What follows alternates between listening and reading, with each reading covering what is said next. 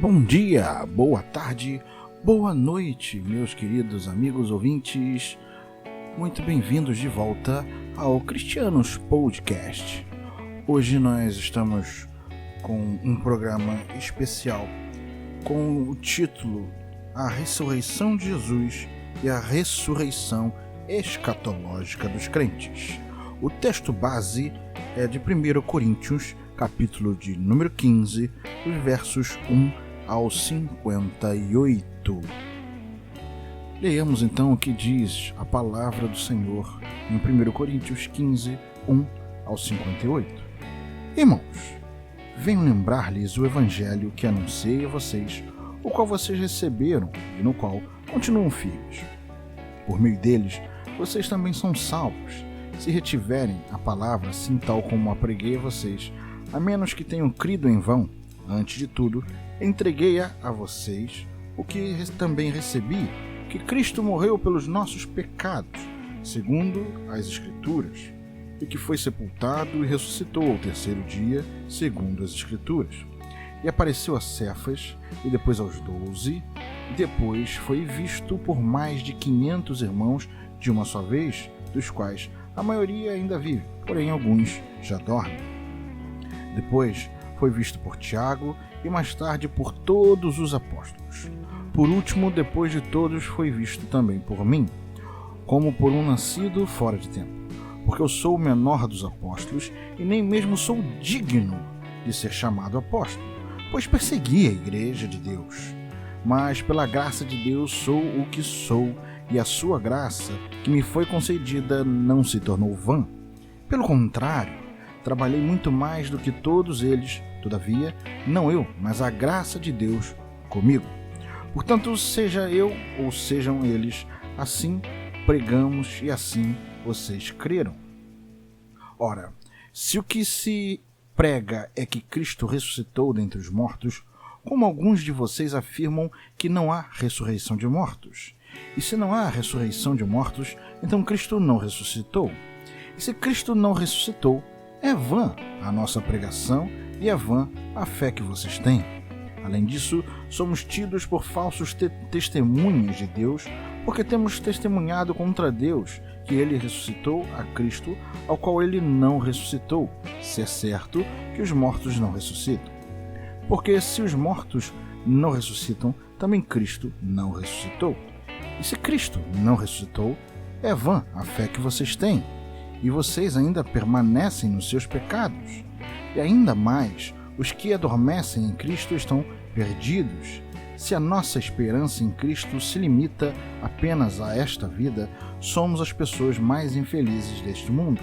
Mas de fato, Cristo ressuscitou dentre os mortos, sendo ele as primícias do que dormem. Visto que a morte veio por um homem, também por um homem veio a ressurreição dos mortos. Porque assim como em Adão todos morreram, assim também todos serão vivificados em Cristo. Cada um, porém, na sua ordem, Cristo as primícias, depois os que são de Cristo na sua vinda, e então virá o fim, quando ele entregar o reino ao Deus e Pai, quando houver destruído todo o principado, bem como toda potestade e poder, porque é necessário que ele reine até que tenha posto todos os inimigos debaixo dos seus pés. O último inimigo a ser destruído é a morte, porque ele sujeitou todas as coisas debaixo dos seus pés. E quando diz que todas as coisas lhe estão sujeitas, certamente exclui aquele que tudo lhe sujeitou. Quando, porém, todas as coisas lhe estiverem sujeitas, então o próprio Filho também se sujeitará àquele que todas as coisas lhe sujeitou, para que Deus seja tudo em todos. De outra maneira que farão os que se batizam por causa dos mortos. Se de fato os mortos não ressuscitam, por que se batizam por causa deles? E por que também nós nos expomos a perigos a toda hora, dia após dia? Morro. Eu afirmo isso, irmãos, pelo orgulho que tenho de vocês em Cristo Jesus, nosso Senhor. Se como homem lutei em Éfeso contra feras, qual foi o meu proveito? Se os mortos não ressuscitam, comamos e bebamos, porque amanhã morreremos. Não se enganem, as más companhias corrompem os bons costumes. Voltem à sobriedade, como convém, e não pequem, porque alguns ainda não têm conhecimento de Deus. Digo isto para a vergonha de vocês. Mas alguém dirá: como é que os mortos ressuscitam? E como que o corpo virão? Insensato! O que você semeia não nasce, se primeiro não morrer. E quando semeia, você não semeia o corpo que há de ser, mas o simples grão, como de trigo ou de qualquer outra semente. Mas Deus lhe dá o corpo como Ele quer dar, e a cada uma das sementes dá o seu corpo apropriado. Nem toda a carne é a mesma, porém uma é a carne dos seres humanos, outra a dos animais, outra das aves e outra dos peixes. Também há corpos celestiais e corpos terrestres, e sem dúvida, uma é a glória dos celestiais e a outra dos terrestres. Uma é a glória do sol, outra a glória da lua e a outra a das estrelas. Porque até entre as estrelas e estrelas há diferenças de glória. Pois assim também é a ressurreição dos mortos, semeia-se o corpo na corrupção, ressuscita na incorrupção, semeia-se em desonra, ressuscita em glória, semeia-se em fraqueza, ressuscita em poder, semeia-se em corpo natural, ressuscita corpo espiritual. Se há corpo natural, há também corpo espiritual. Pois assim está escrito: o primeiro homem, Adão, se tornou um ser vivente, mas o último Adão é espírito vivificante. O que vem primeiro não é o espiritual, e sim o natural. Depois vem o espiritual. O primeiro homem formado do pó da terra é terreno, o segundo homem é do céu. Como foi o homem terreno, assim também são os demais que são feitos do pó da terra. E como é o homem celestial, assim também são os celestiais. E assim como trouxemos a imagem do homem terreno, traremos também a imagem do homem celestial. Com isto quero dizer, irmãos, que a carne e o sangue não podem herdar o reino de Deus, nem a corrupção herdar a incorrupção. Eis que vou lhes revelar um mistério.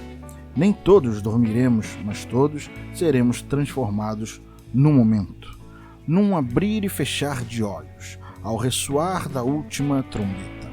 A trombeta soará, os mortos ressuscitarão incorruptíveis, e nós seremos transformados, porque é necessário que este corpo corruptível se revista da incorruptibilidade e que o corpo mortal se revista da imortalidade, e quando este corpo corruptível se revestir de incorruptibilidade e o que é mortal se revestir de imortalidade, então se cumprirá a palavra que está escrita: tragada foi a morte pela vitória. Onde está, ó morte, a sua vitória? Onde está, ó morte, o seu aguilhão? O aguilhão da morte é o pecado, e a força do pecado é a lei. Graças a Deus que nos dá a vitória por meio do nosso Senhor Jesus Cristo.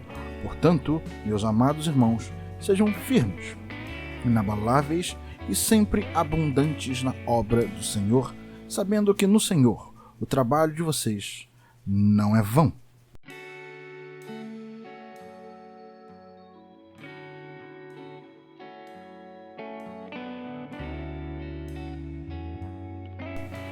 O episódio de hoje é baseado na lição número 7 da revista da Convenção Batista Fluminense. O título da lição é A Ressurreição de Jesus e a Ressurreição Escatológica dos Crentes. Tem como texto base 1 Coríntios 15, 1 ao 58, como já lemos na abertura dessa lição. A grande esperança da igreja é a volta de Jesus. Todo crente anseia vê-lo retornar no céu para buscar seus filhos e filhas. O primeiro ponto de reflexão trazida na revista diz: esperança judaica versus expectativa grega. Ao observarmos a estrutura desta carta aos Coríntios, vamos perceber uma curiosa ênfase no corpo. Vejamos. Apresentação. Capítulo 1, de 1 ao 9. Divisões na igreja, capítulo 1 ao verso 10 ao capítulo 4, verso 21. Problemas de imoralidade, capítulo 5 completo. Problemas com processos judiciais, capítulo 6, 1 ao 11.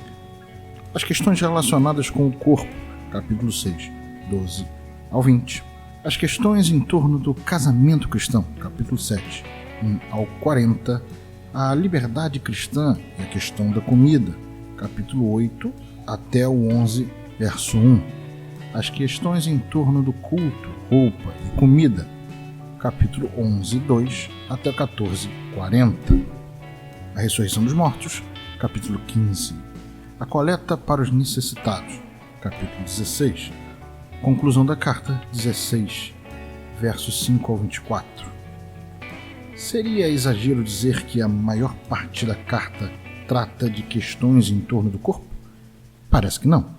Por isso, não é surpresa que Paulo gaste 58 versículos para discutir exatamente a temática da ressurreição do corpo. Como já falamos antes, Paulo trabalhou na cidade de Corinto após sua passagem pelo Areópago de Atenas. Atos 17. Começamos pelo Deus desconhecido. O apóstolo pregou para um público ateniense sua mensagem.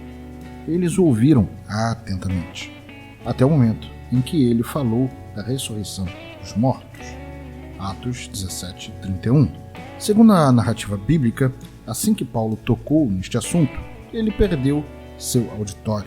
Eles logo começaram a caçoar dele, deixando bem claro que sobre isto eles não estavam nem um pouquinho dispostos a ouvir. Atos 17, 32. Usemos esta reação dos atenienses à mensagem da ressurreição como exemplo do que estava acontecendo também em Corinto. Os gregos não gostavam deste assunto. A cultura grega tinha diversas expressões dualistas. E a de Platão é a mais conhecida, que menosprezava o corpo em detrimento do espírito. É um dualismo que rejeita o corpóreo, que o entende como inferior e mau. O corpo era considerado mesmo uma prisão do espírito. O desejo de pelo menos uma parcela destes gregos era escapar do corpo e libertar o espírito. Envolvidos por esta atmosfera helenista, os crentes de Corinto colocaram em dúvida a ressurreição escatológica dos crentes, tema que Paulo tem em sua pregação desde o início de sua missão apostólica, como a leitura das duas cartas de Tessalonicenses pode demonstrar. Ao contrário dos gregos, os judeus não tinham a mesma perspectiva quanto ao corpo. Suas escrituras apresentavam uma antropologia que dá considerável importância para os aspectos corpóreos da humanidade. Afinal, Deus fez Adão já com corpo, Gênesis 1 e 2. Não havia nada de errado com este primeiro ser criado. Ele foi feito perfeito, sem defeito de fabricação. Não há em Adão uma oposição entre o que é corpo e o que é espírito, entre uma parte boa e uma parte má, porque ambas as partes procedem do mesmo Deus. Após criar o primeiro casal como corpo e tudo, o Criador emitiu sua avaliação, e eis que era muito bom. Gênesis 1:31. Por isso, a esperança da salvação que se manifesta nas escrituras judaicas tem lugar para o corpo. Para os gregos, a alma era o alvo da salvação. Para os judeus, não há salvação sem o corpo. Portanto, o clímax desta escatologia veterotestamentária pode ser encontrada na grande esperança de Daniel, capítulo 12, verso 2. E muitos do que dormem no pó da terra ressuscitarão, uns para a vida eterna e outros para a vergonha e desprezo eterno. O ponto 2 nos diz um corpo como o de Jesus. É preciso entender que não há uma doutrina da salvação exclusiva da alma nas tradições judaicas. Justamente porque, para os leitores de Moisés e os profetas, a existência do corporal é essencial, Isaías 25:8, já que corporeidade é essencial à vida humana. A salvação significa salvar o homem inteiro. Como o próprio Paulo escreverá com muita clareza em sua carta aos Filipenses, a nossa cidade está no céu, donde também esperamos o Salvador, o Senhor Jesus Cristo, que transformará o nosso corpo abatido para ser conforme o seu corpo glorioso, segundo o seu eficaz poder de sujeitar também a si todas as coisas. Filipenses 3, 20 e 21. Volte a essa passagem novamente e perceba que Paulo fala de uma transformação do corpo abatido, ou seja, o nosso corpo atual, para que ele seja segundo o corpo glorioso, ou seja, igual ao corpo da ressurreição de Jesus. Se os judeus, com exceção dos saduceus, acreditavam na ressurreição escatológica a partir exclusivamente das escrituras judaicas, o apóstolo tem um elemento de ainda mais magnitude: a ressurreição de Jesus. A ressurreição de Jesus não foi uma ressuscitação, como foi o caso da viúva de Naim ou seu amigo Lázaro. Estes morreram novamente. Jesus não. Ele se levantou da morte porque ele a derrotou. Sua ressurreição é a glorificação escatológica esperada por Daniel, mas antecipada prolepticamente para aquele domingo de Páscoa. Suas aparições posteriores, assim, são semelhantes às teofanias dos tempos dos patriarcas, ou ao fogo da sarça ardente. Jesus aparece e desaparece quando quer. Ele entra sem precisar abrir porta, pois seu corpo agora é um corpo glorificado. Ele pode partir o pão com os discípulos de Emaús, pode assar alguns peixes para Pedro à beira do mar da Galileia, pode pedir para Tomé lhe tocar nas marcas de suas mãos, mas só porque deseja. Quando quer, também pode evaporar diante de seus olhos, ou flutuar em direção das nuvens. E foi assim que Paulo o viu no caminho de Damasco. A ressurreição de Jesus foi inteira, com o corpo também, para um estado de glorificação. Dessa ressurreição de Jesus é possível apontar: Jesus preservou sua identidade. Ele era o mesmo que foi crucificado. Também podemos identificar a descontinuidade. Era uma forma corporal, mas não o mesmo corpo, já que ele foi transformado por novos poderes e habilidades.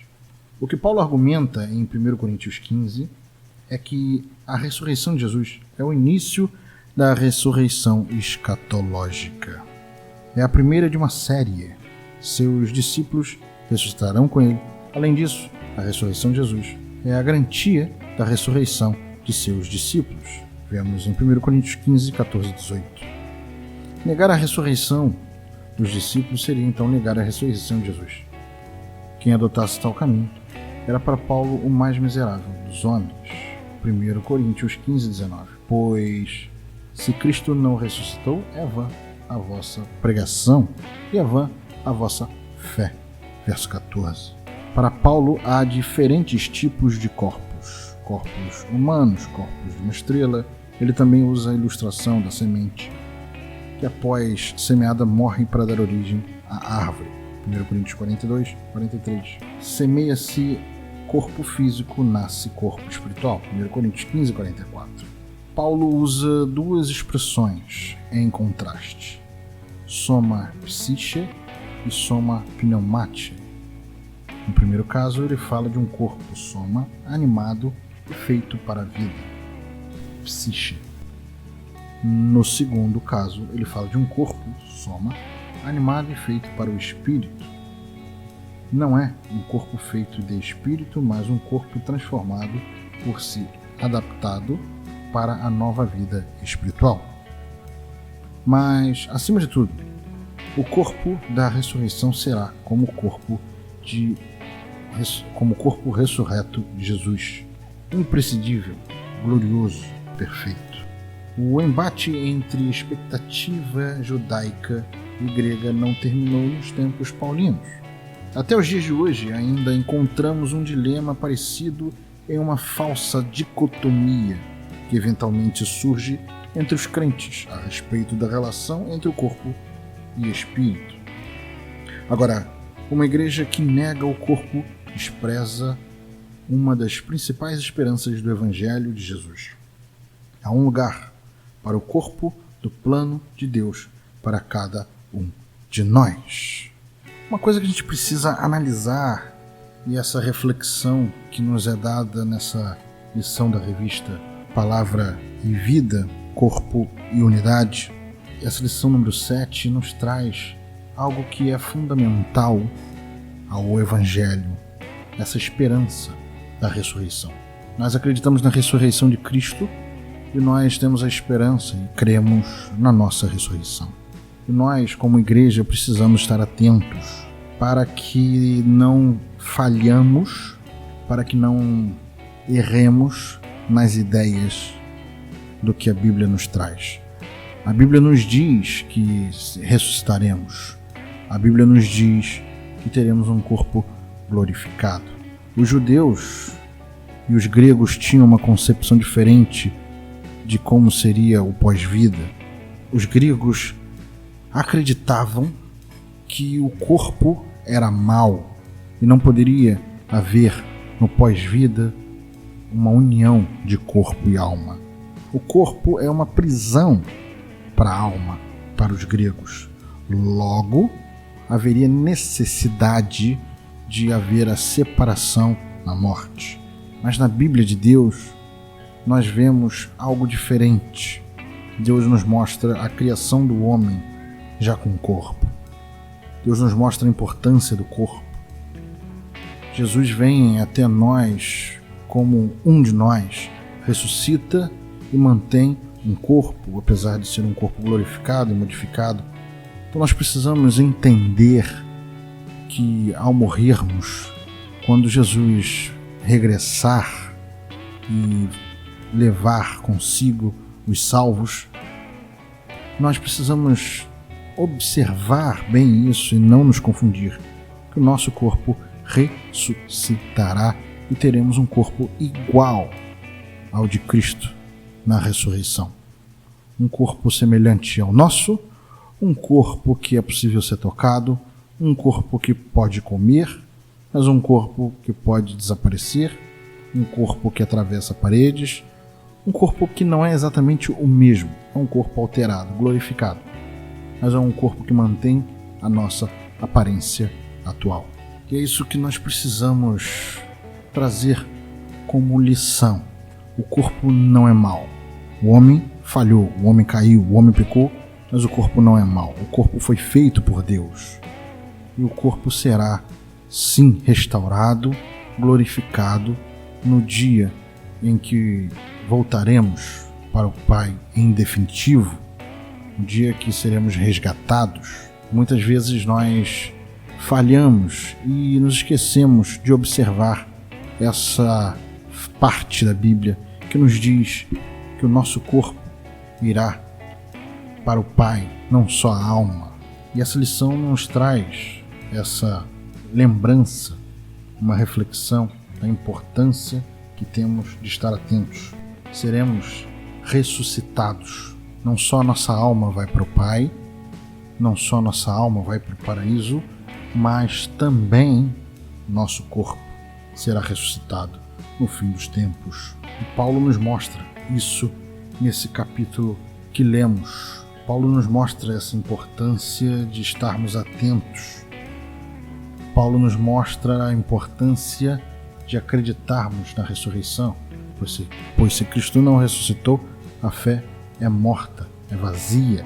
Precisamos estar atentos a todos os detalhes que a Bíblia nos conta, a todos os detalhes que a Bíblia nos ensina, porque a Bíblia é a palavra de Deus.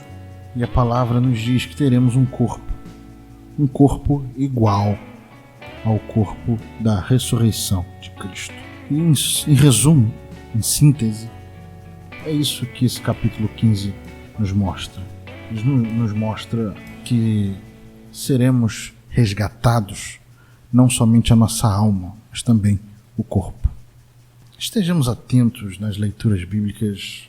Não podemos falhar e ler a Bíblia de qualquer maneira. Vejo muitas vezes irmãos que não conseguem observar pequenos detalhes da Bíblia e acabam falhando no estudo da palavra, não assimilam as coisas muito bem, porque não prestam atenção na sua leitura. E, amados, precisamos estar muito atentos, muito atentos. Uma coisa que precisa estar na nossa memória é que alguns por aí ainda ensinam isso hoje em dia, que o corpo é mau, que o espírito é bom, e que o corpo é apenas uma prisão para o espírito, que apenas a nossa alma será ressuscitada. Mas não é só a nossa alma que vai para o Pai. O corpo será ressuscitado, glorificado, e teremos um corpo igual ao de Cristo Jesus na sua ressurreição. Fiquem todos com Deus, sejam bons amiguinhos e boas amiguinhas de Jesus. Tchau, tchau!